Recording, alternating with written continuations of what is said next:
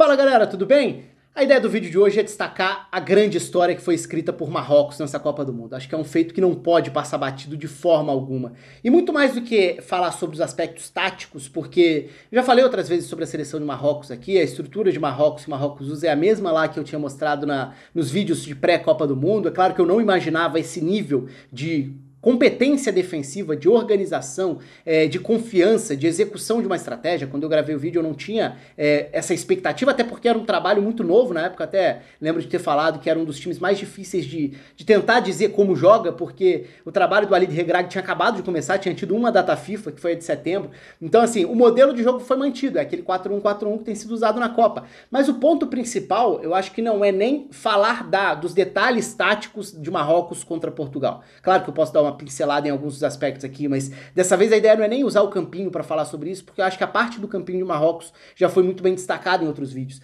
Então a ideia é destacar o feito, é destacar o quanto isso representa, o quanto isso significa e o quanto isso é histórico.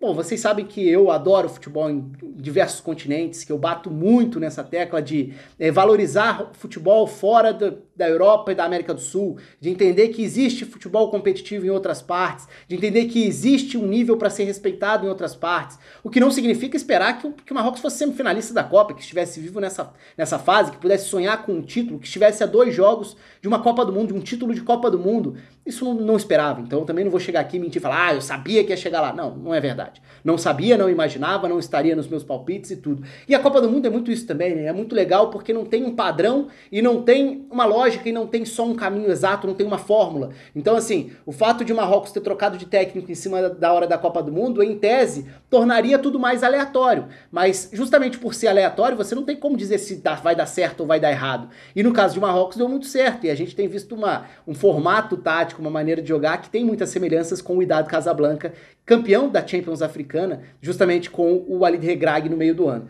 Então assim, é fantástico o que Marrocos fez. Marrocos conseguiu chegar à semifinal, ainda mais no caminho que teve. E aí se a gente for pensar, Marrocos não foi vazado por Croácia, por Bélgica, por Espanha e por Portugal. São 4 seleções de um bom nível, de muito bom nível do futebol europeu. Então não dá pra falar, mas pegou caminho fácil. Eu não gosto nunca desse tipo de discurso, tá? Mesmo se pegasse um caminho sem gigantes, sem seleções importantes, sem seleções europeias, seria fantástico da mesma forma. Mas fica ainda mais extraordinário quando você não tem esse tipo de argumento pra usar. Então você não tem como tirar a relevância disso, historicamente não teria, mas não tem como tirar o mérito de ter superado seleções dentro da sua estratégia. Eu sei que muita gente vai falar, mas é um futebol feio, é um futebol chato, os jogos são arrastados e tal. Ok, aí é do gosto de cada um.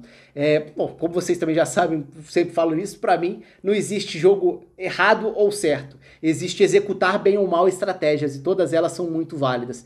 E o que o Marrocos conseguiu até agora mostra o padrão, né? E justamente por ter o padrão muito bem definido, taticamente, estrategicamente falando, mostra que não é acaso, não é aquela coisa do, é a retranca com todo mundo na frente da área e o que acontecer, aconteceu, e dá pra ganhar jogo assim, porque o futebol é assim, então às vezes você consegue ganhar, mas você não conseguiria ganhar, ou você não conseguiria superar Portugal, Espanha, Bélgica e Croácia, nem sempre ganhando os jogos, mas não sendo vazada, contra adversários com muito mais recurso individual e com maior status coletivo também. Isso não seria possível se ali não tivesse um padrão. E o padrão foi justamente incomodar e limitar a produção ofensiva de todos esses adversários.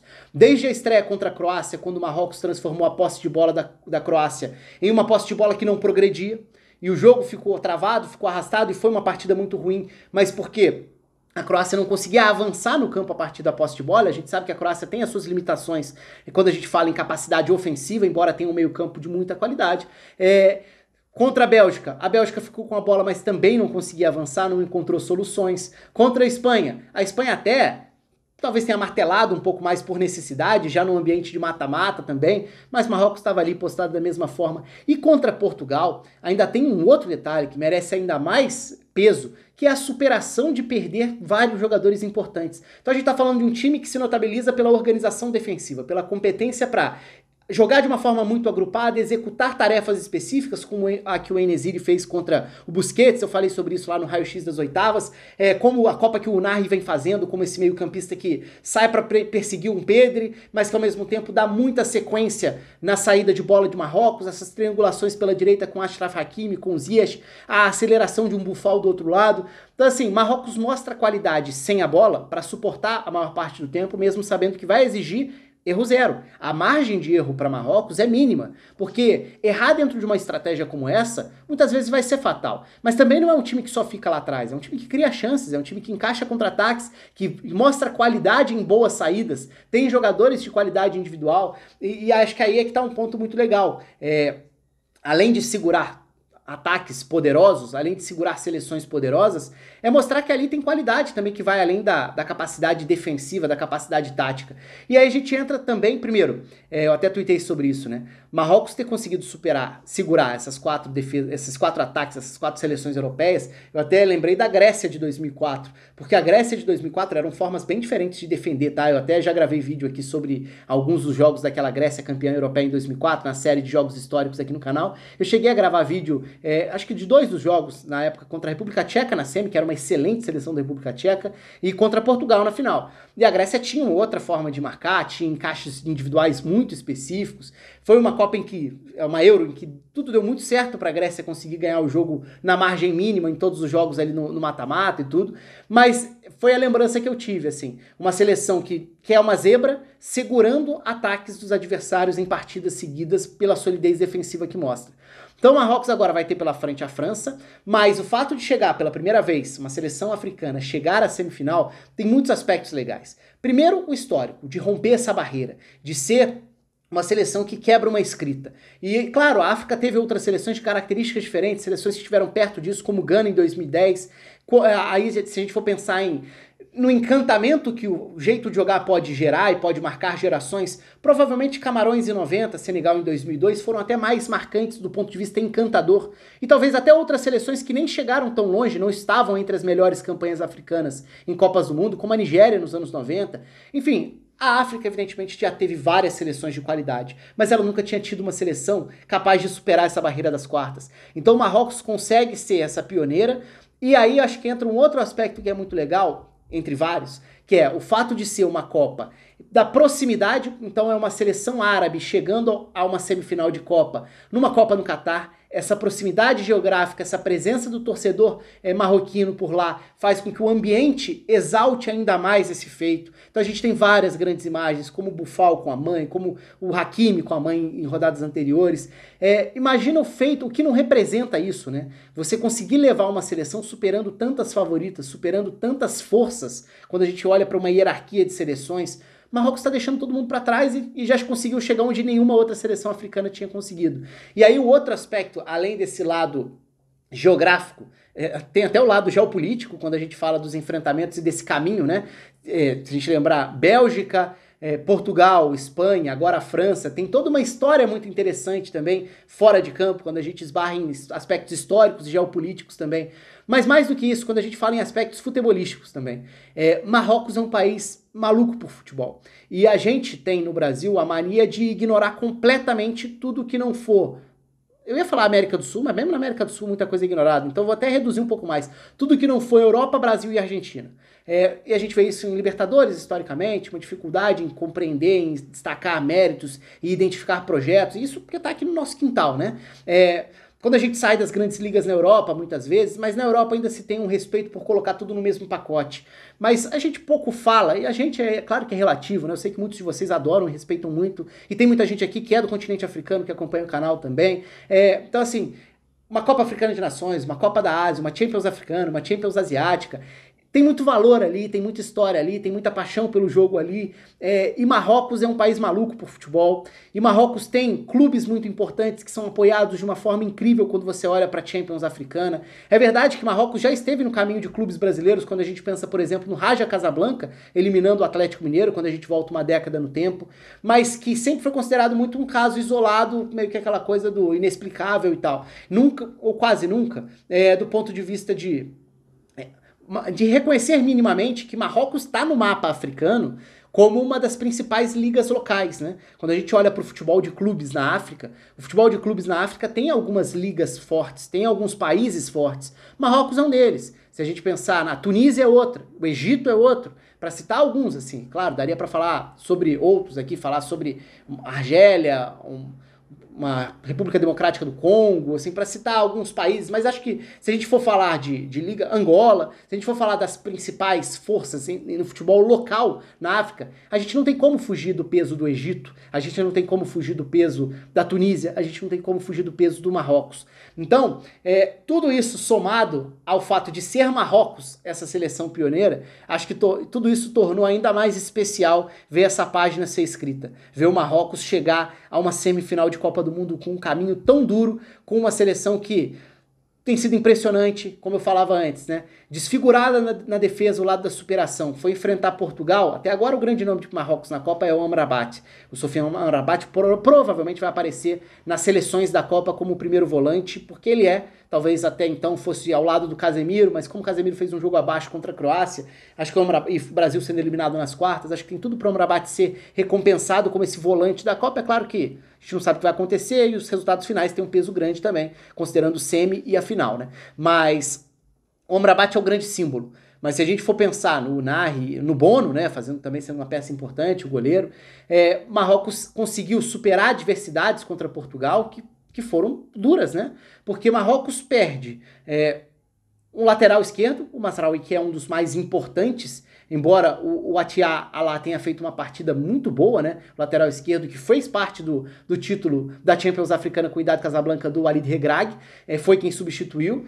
E por dentro o El Yamik jogando também na vaga do Agüer, que é uma das referências e que é um jogador que vinha fazendo uma boa Copa e que ele chegou à Copa não tendo jogado muitos minutos nessa temporada por lesão.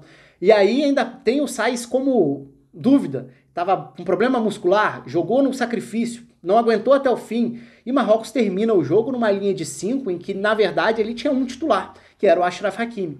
Então, assim, todas essas adversidades acho que ajudam a valorizar ainda mais esse feito histórico, essa página fantástica, e é muito legal viver isso, né? Porque a história das Copas é feita de inúmeros capítulos que vão ser contados e vão ficar marcados para a eternidade. E aqueles que a gente consegue ver são sempre mais legais, porque você tem a experiência de estar ali. Eu ainda tive o privilégio de estar na transmissão, né? Eu estava na transmissão na Rádio Bandeirantes, então vou poder contar pro resto da vida que a maior campanha, pelo menos até aqui, de uma seleção africana, a primeira seleção africana que superou essa barreira, eu estava na transmissão, eu estava trabalhando nesse jogo. Então é muito legal, até como satisfação pessoal mesmo, poder ver de perto relativo, né? Porque eu não estou no Catar, mas poder acompanhar com um envolvimento maior esse tipo de história sendo escrita. Enfim, era mais sobre isso, assim, era muito mais do que falar sobre duelos, ou falar sobre como Portugal tentou adotar um jogo mais direto no primeiro tempo, lançando com o Rubem Neves e com o Bruno Fernandes baixando para lançar a bola, para tentar encontrar opções nas costas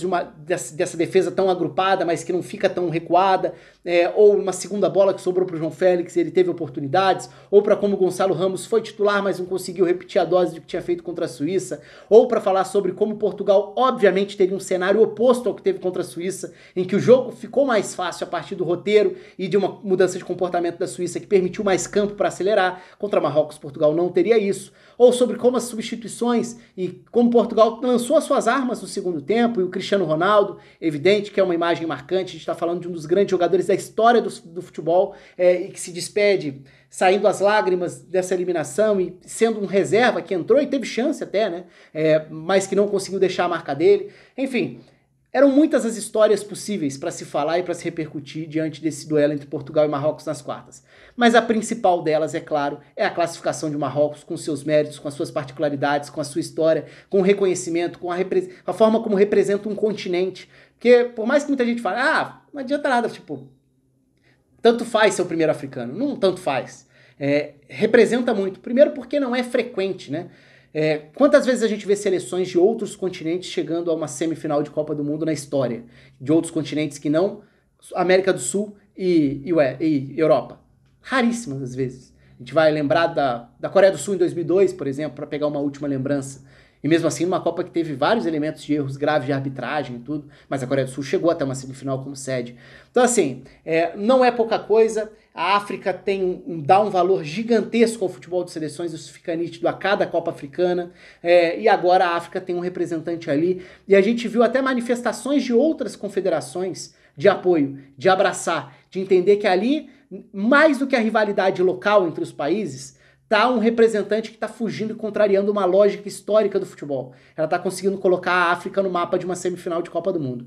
Isso é muito relevante, isso é muito legal. Eu achei muito legal o Senegal ter emitido ali uma nota de apoio, de festejar junto, né? Porque Senegal foi a maior seleção do ciclo na África. Foi campeã africana no início do ano. E Marrocos, diante de todas essas adversidades, do aleatório de mudar um técnico em cima da hora, consegue chegar à Copa e fazer isso tão bonito dentro da Copa.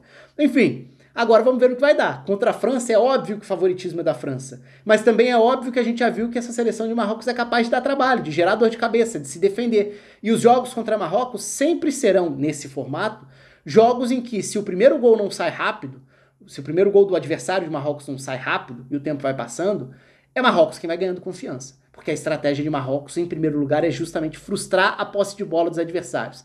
Limitar espaços, tirar chances. E fazer isso contra uma seleção que tem o Mbappé, por exemplo, vai ser um tipo de ameaça num outro nível. Um desafio ainda maior do que tudo que o Marrocos já escreveu até aqui nessa Copa do Mundo. Enfim, vai ser muito legal, já foi muito legal, já é especial e não dava para passar batido por esse feito de Marrocos. O espaço está aberto aí para vocês, um abraço para todo mundo, até a próxima.